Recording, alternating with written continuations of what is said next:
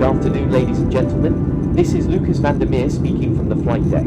I am your captain aboard this flight from Amsterdam to Edinburgh. Our flight time today will be approximately 1 hour and 20 minutes, and we expect smooth flying conditions for most of the journey. We've just begun our descent into Edinburgh, and we expect to land in approximately 15 minutes. Please remain seated with your seatbelt securely fastened until we arrive at the gate and the seatbelt sign is turned off. On behalf of KLM and the entire crew, we'd like to thank you for flying with us today. We hope you have a wonderful stay in Edinburgh or a smooth onward journey. Enjoy the rest of your day. Welcome to Edinburgh Airport. That is of course being redecorated. Shops were not that full as I expected, and when I wanted to have some coffee, of course the machine was broken. Walking to the parking spot to meet the coach driver, I discovered that my trunk had one broken wheel. Do I care? No, not really, because the bunch of people that I was with, 10 Americans and one guy from Spain, it was an absolutely fantastic bunch. Nah, man, we got to listen to polka the whole way. Didn't you know that polka is the national music of Scotland? That makes sense. For me, coming from Europe, driving with a coach driver in the UK is always a bit funny, because they drive on the wrong side of the road. And to me it always feels going backwards the whole time. As soon as we left Edinburgh, the weather changed and it became really nice with sort of clear blue skies. We saw some rural countryside and the first small mountains.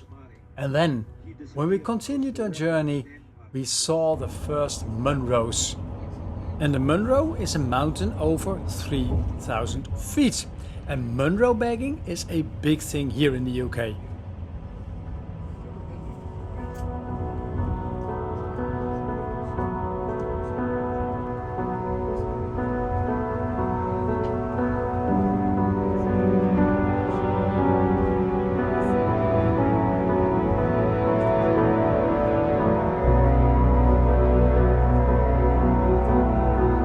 The last couple of miles we passed through a forest, we passed the town called Éowyn, and then we were at Glenmore Lodge, the place where we're going to stay for the coming 5 days.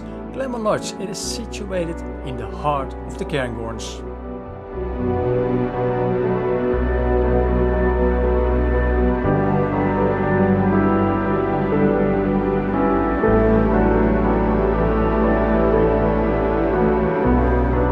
At the end of a long day traveling, it is always nice to end up in the pub of Glenmore Lodge, and of course to drink a good pint of Scottish Black Gold.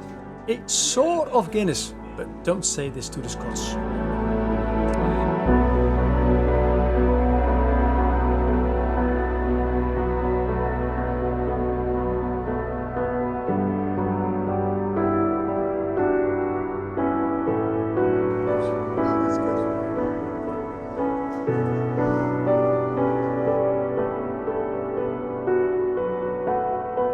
The next day after breakfast we got a lot of information from specialists from Rab and also from Gore. And on screen there was a lot of information that I'm of course not allowed to show you, so I will keep it just to these small pictures. What is always nice is that because you're with the specialist, you always get a little bit of information about what is coming up next year. That was not only on jackets and rainwear, but also on new sleeping bags that will arrive in shops in 26.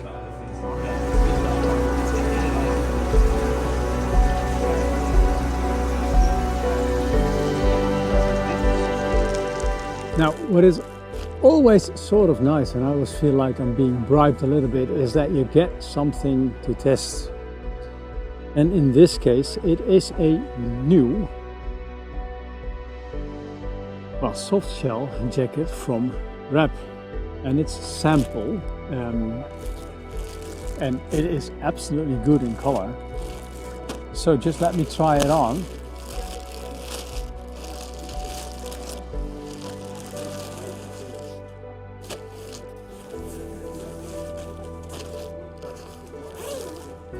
And this time, and it does not happen that often, they asked in advance the sizing, and I am a small, and actually this time, oh, where's the mic? this time I got a jacket that actually fits. But with the sun on my back, and I don't know, it's about 6 degrees, it's pretty warm of course. Funny thing that we've been talking about Gore and the new PE or EPE membrane. Now, that's inside some of these jackets. But then, if you look at the plastic bag that this jacket was made in, or was packed in, then you can see probably here it says LDPE. LDPE, which means low density PE, which is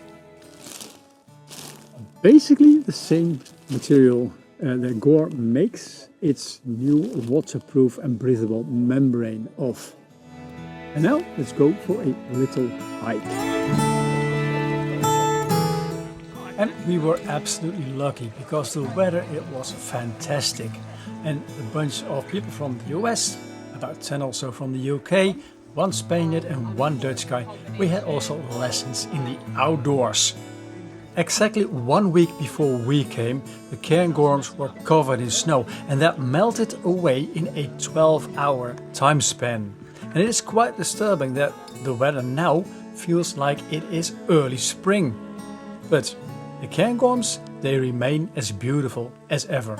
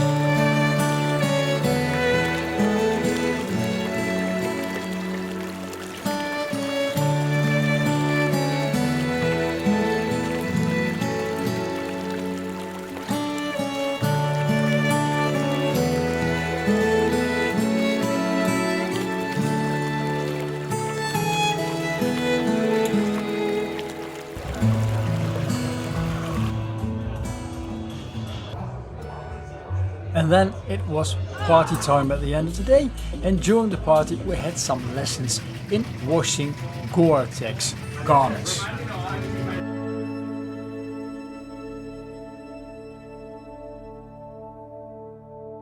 Our third day started with a visit to Glamour Lodge shop and rental station, collecting an ice axe, a helmet and crampons, and for some even a climbing harnesses. Then we had a look at the weather forecast, and after that we went into a minivan and started traveling to what I did not know at that moment was going to be the base of Mount Cairngorm itself. The journey itself, well, it was a pretty grey one and the weather forecast was not that super.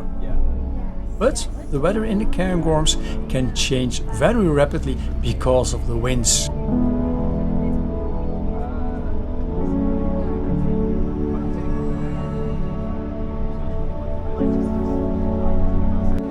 No hike without a decent plan. Our guide Charlie, the lady in the middle, insists on checking the phone, using the map and also using a compass, which I totally agree on.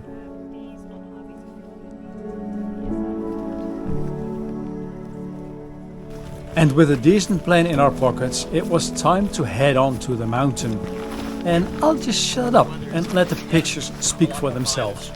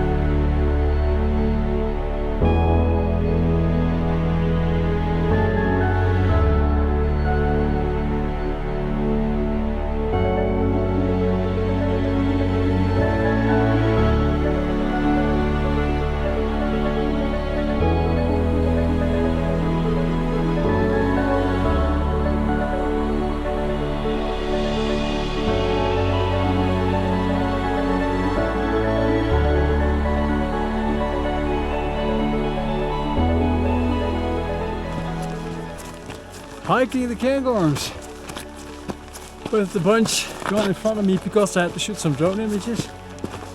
So I have to run a little bit. But with this kind of weather, nobody was expecting this. Absolutely super.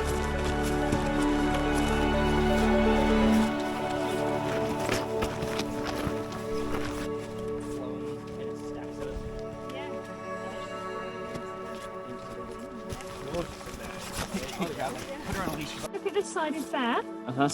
And then here, look. It's on that side, yeah. So slightly westerly winds. It's growing in those winds. And you can see they're a little bit bigger here. I mean, they're not huge, but these will grow to a much bigger size.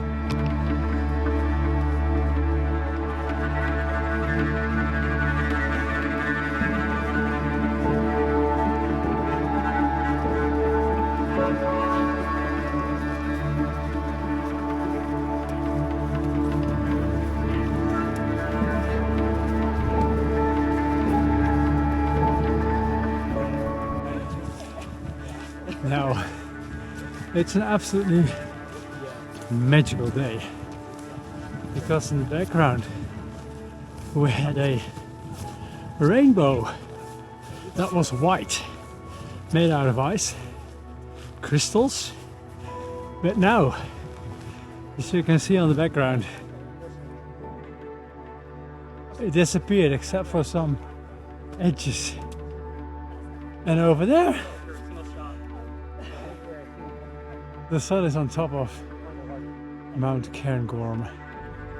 And do I feel a little bit out of breath? Yes, I do. Because I've been running up and down to get some footage.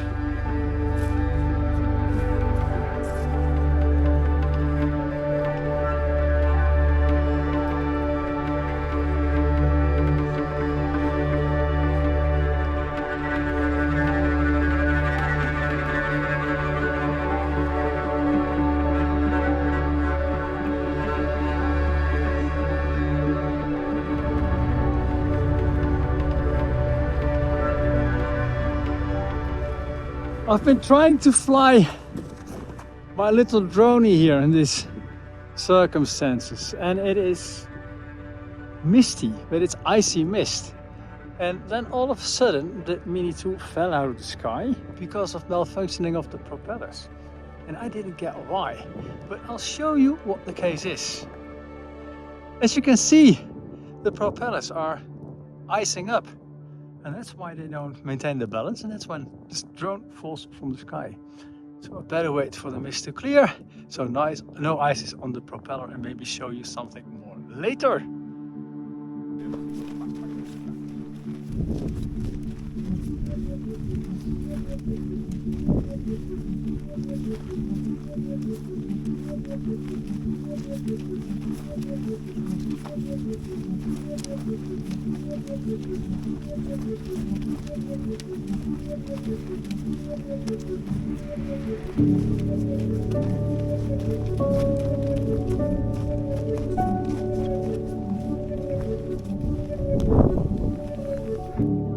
And after we reached the summit of Mount Cairngorm, we had an official Munro in our bag.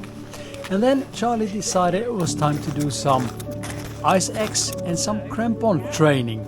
And it was good, because there was just very little snow, very little ice.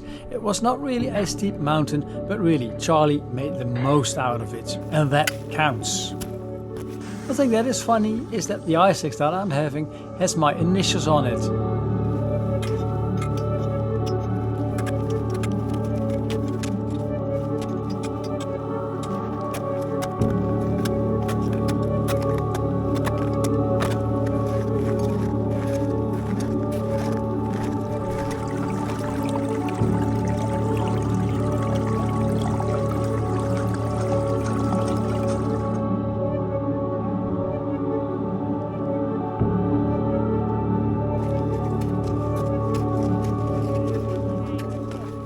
At around 4 it became time for tea and cake, so we descended the mountain, got into a minivan and had a wonderful drive back to Glenmore Lodge.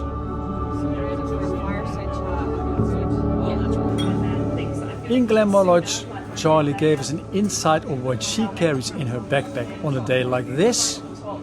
The day ended with two very nice talks from adventurer Kayla Muscat and skyrunner Georgia Tindley, both rap athletes.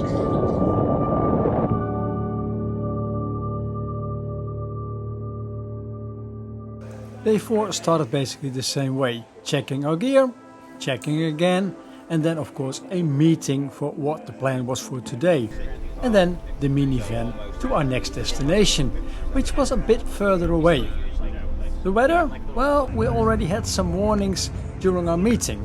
It was fine in the beginning, but it would absolutely change during the hike. And that hike is going to be up to Cairngorm, a other Monroe just over 1,000 meters. Now, not even sure if you can hear me, but on Thursday, which is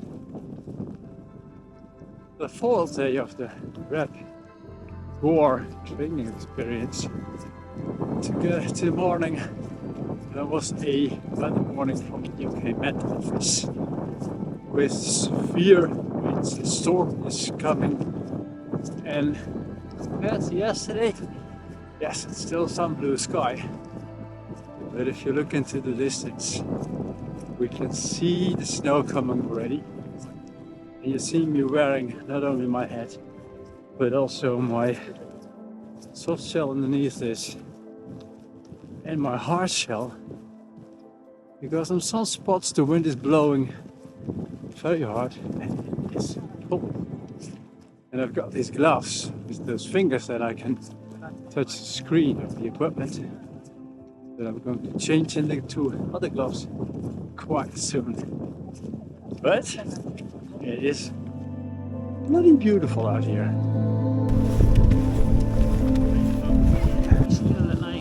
We'll know we get our spot because the stream actually will cross. Yeah. It should be flowing from the left side down to a valley. Yeah. We should be on like a kind of a sloped hillside. On the steep hillside. And how steep is it up for the winds?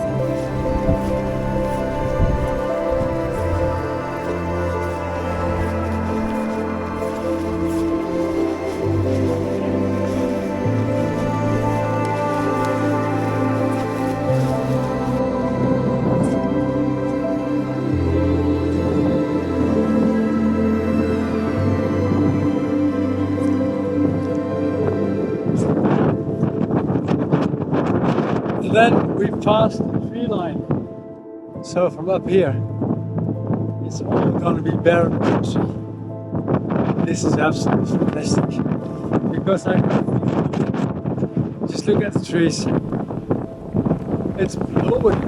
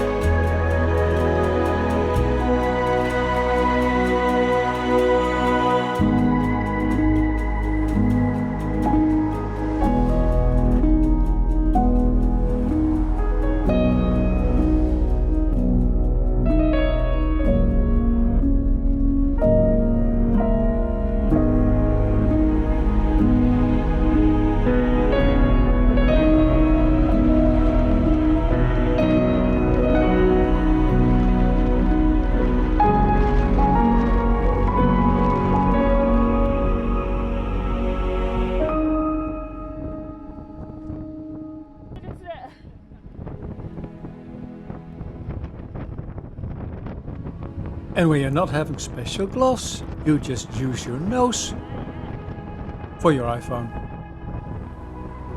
This pile of stones is not the summit, it's just a marker on our way through a very wide landscape. Not only below, not only on the sides, but also above us. The summit itself, it is a stone pile with a hole in the middle to give us shelter. But there are so many at the moment that we had to take shelter outside this little stone circle. Yes, I was foolish enough to try to record a little piece of the vlog, and that didn't work out. It was just too windy. In the Osprey Downburst backpack, it performs absolutely nice, although it is a bit tough material when it's cold.